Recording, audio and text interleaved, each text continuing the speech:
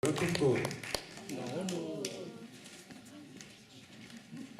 dia tena ho lava teny akory fa tiako alohan'ny amidiantsika ny fisehoana dia misaotra ny FPMA, CRJ ary ny sampana SVK Vehivavy Kristianina. Satria ny hira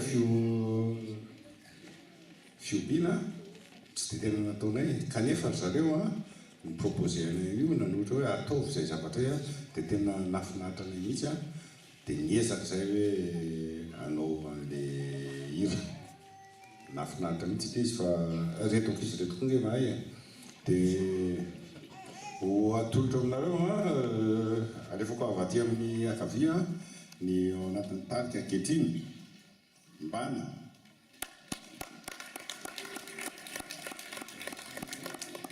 Yandy,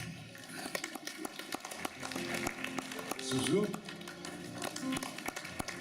Nyanya, Tina, Sandra, Mimi, David.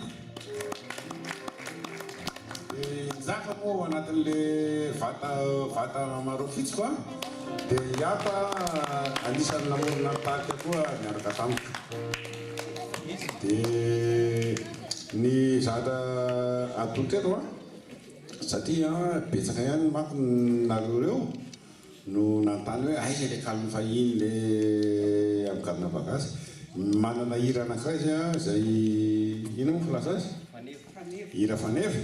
Io tena kalmy fahiny amin'ny bagazy ka io angamba no ataonay voalohany aloha. Dia avy eo mbola hira fiderana ihany ka raha misy fotoana dia asiantsika kalmy fahiny amin'ny gadona bagazy. Manana be da be mihitsy izay fa aza matahotra nareo.